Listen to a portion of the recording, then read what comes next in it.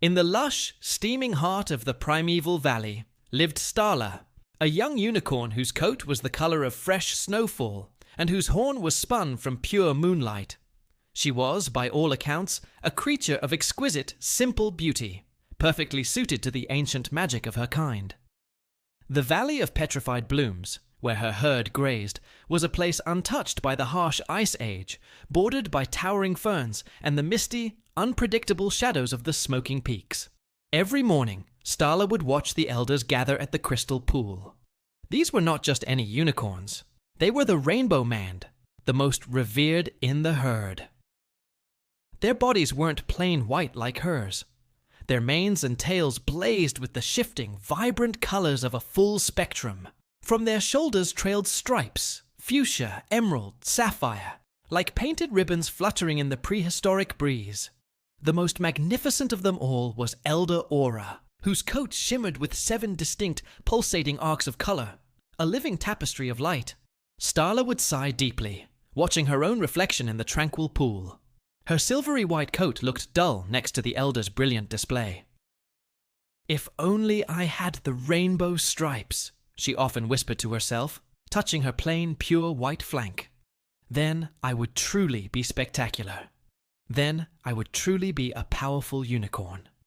She believed the colors were the source of the Elder's profound wisdom and their ability to calm the skittish, feathered dinosaurs that occasionally roamed the valley floor. One evening, she approached Elder Aura, whose presence felt like standing under a warm waterfall of light. "Elder Aura," Starla began timidly, "how do I get the stripes? How do I earn the colors?" Aura turned her massive, luminous head toward Starla, her eyes sparkling like amber caught in morning dew. "The stripes, young Starla, are merely the reflection of magic, not the source of it." "But my coat is only silver," Starla insisted, flicking her tail in frustration. "I feel incomplete, like a plain white pebble next to a jeweled stone." Aura smiled gently. "The plainness you see is purity, Starla.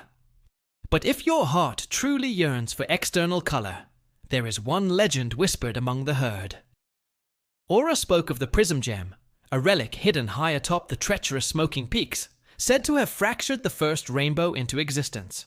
It is said that if a unicorn touches the Prism Gem under the light of the 3 moons, the gem will grant their deepest wish regarding their coat, Aura warned.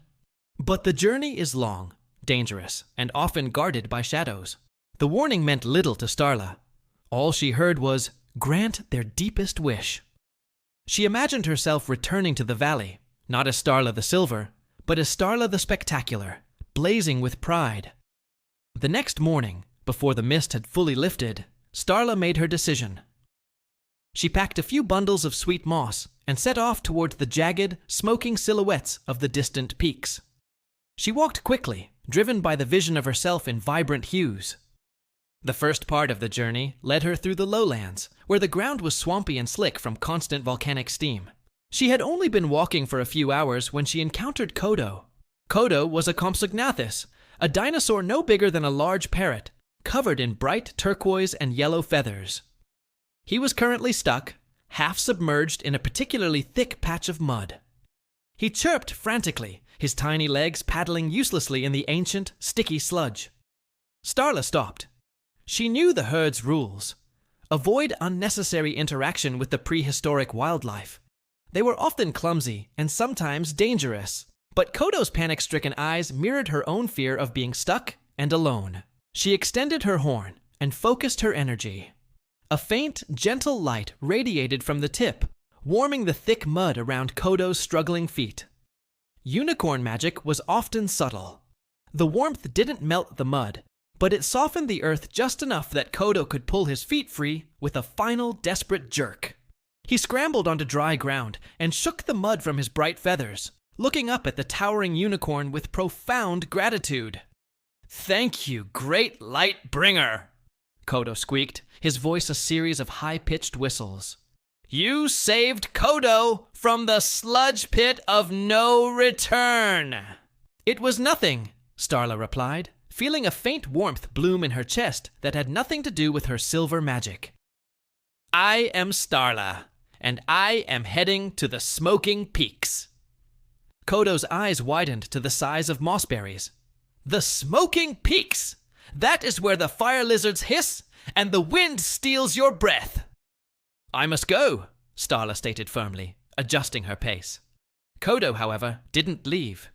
He began hopping alongside her, his bright feathers a constant, chattering presence. Kodo knows the secret paths, the fast routes, the places the Bigfoots never see. Starla realized that Kodo, despite his size, knew the tangled landscape intimately. He was a perfect guide. As they climbed higher, the environment changed dramatically. The air grew thinner and cooler, and the steam vents became more frequent, spitting out choking clouds of sulfur. They reached a cliff face where the path narrowed to a treacherous ledge, slick with geothermal condensation. Starla hesitated. Her heavy unicorn hooves were built for solid ground, not this slippery shale rock. A fall here would be devastating. This is too narrow, Kodo. My wish might not be worth this risk, she admitted, fear finally overcoming her desire for stripes. Kodo fluttered up to her nose. Your horn, Starla! Not just for light, but for traction! Starla looked at him blankly. It's a magic tool, Kodo, not a hiking stick. Try, Kodo urged. The mountain needs soft whispers, not brute force. Starla reluctantly lowered her head and pressed the tip of her moonlight horn gently against the rock face, not using magic, but using the unique, rough texture of the bone itself. It caught. The slightly abrasive spiral tip provided the perfect anchor. Carefully, step by slow step, Starla used her horn as a third leg, a steadying brace against the slick cliff. She moved with surprising grace, placing her trust not in a dazzling display, but in the practical design of her own body. Kodo darted ahead, marking each foothold with a small flick of his tail. They navigated the dangerous ledge for what felt like hours, passing 3 separate deep chasms that dropped into boiling, misty depths. Starla's fear was replaced by focused concentration. She wasn't thinking about stripes. She was thinking about survival and about Kodo's trust in her movements. After the ledge, the path opened up into a plateau scarred by ancient lava flows, now cold and cracked. Here, the challenge was different. A maze of deep, narrow trenches. They were too wide for Starla to jump, but too narrow for her to turn around and find a detour. The only way was forward, through the cracks. Suddenly, a shadow fell over them. It was a pterodactyl, not a mean one, but a hungry one, gliding silently in the thin air, eyeing Kodo as a perfect small meal. Kodo shrieked and dove instantly behind Starla's legs, trembling. Starla felt a cold terror grip her. She couldn't run. She couldn't fight. She had no massive horn, like the elders, to swing. But she had her light. Starla pointed her horn directly at the pterodactyl as it circled lower. She poured every ounce of her silver, pure magic into the tip. Instead of a destructive energy beam, a silent, blindingly bright pulse of light erupted. It was not fire, but pure, intense white brilliance. The pterodactyl, accustomed only to the muted, smoky light of the peaks, was momentarily disoriented by the unexpected flash. It squawked in confusion, blinking rapidly, and veered away sharply, abandoning its prey to escape the piercing, sudden shock. Kodo poked his head out, his tiny heart racing. That was amazing. You scared it just by being bright. I only meant to warn it, Starla said, surprised by the power she had just commanded. Her pure silver magic was a light to reveal, not to harm. They continued their trek, the path now climbing steeply into the clouds. The air was cold, and the ground was dusted with sharp volcanic ash. Starla was weary, but the thought of the prism gem and the vibrant stripes gave her the final push she needed. As the sun began to set, painting the clouds in impossible shades of purple and gold, they finally reached the summit. It was a small, flat circle of smooth obsidian rock, and right in the center, resting on a pedestal of untouched ice, was the prism gem. It wasn't large, just the size of Starla's hoof, but it pulsed with an internal fire, constantly refracting the fading sunlight into a million fleeting, dazzling colors. Starla's breath caught in her throat. It was the most beautiful thing she had ever seen. It was the source of the rainbow itself. She looked up. The 3 moons, which only aligned once every few seasons, were beginning to emerge in the twilight sky, bathing the summit in an eerie, triple illumination. This was the moment. She was here, ready to claim her transformation. Starla walked toward the pedestal, her hooves crunching softly on the ash. Kodo waited anxiously nearby.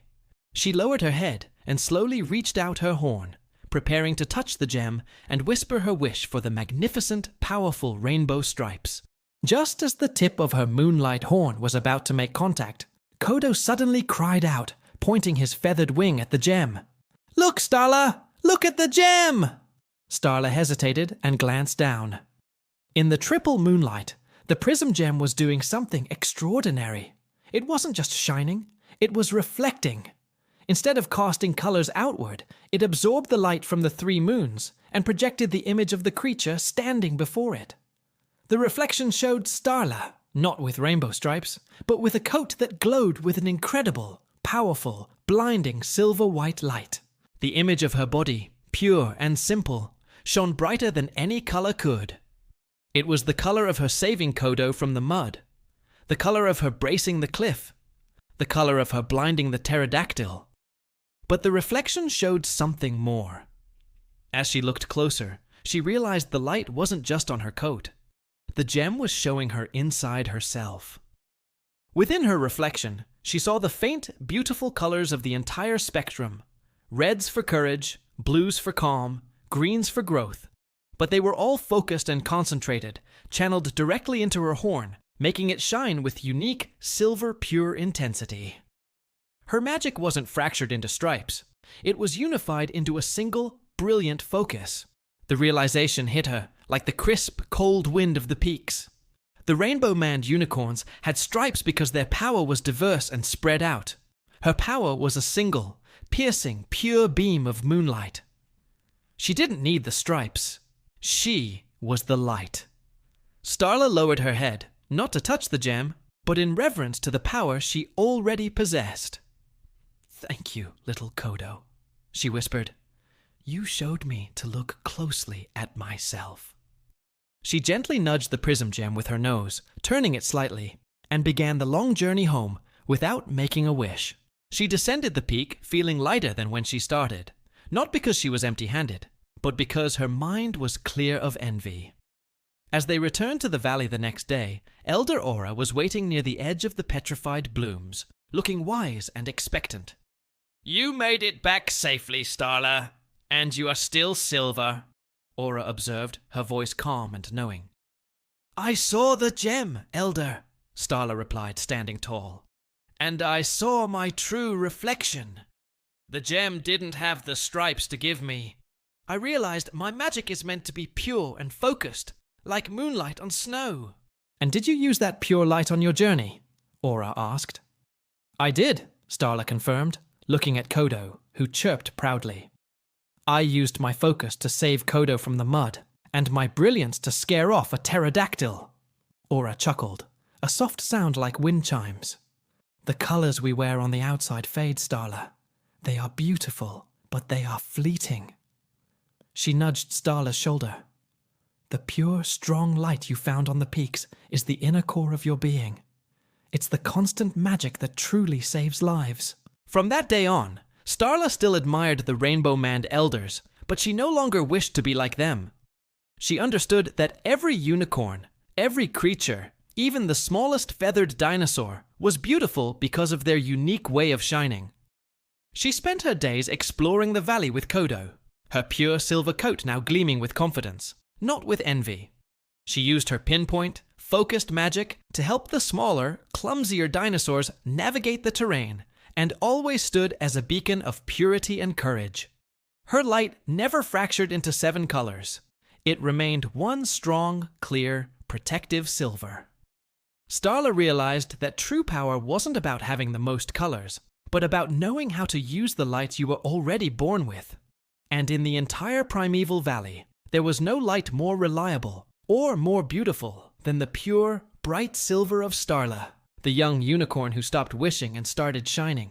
What a beautiful story about realizing you are already exactly who you need to be. Starla learned that her true magic wasn't something she had to find on a mountaintop, but something she carried inside her all along. If you loved Starla's adventure and think her silver coat is the coolest color of all, be sure to hit that like button. Share this story with a friend who needs to know how awesome they are. And don't forget to subscribe to Storycrafts Kids for more magical prehistoric tales.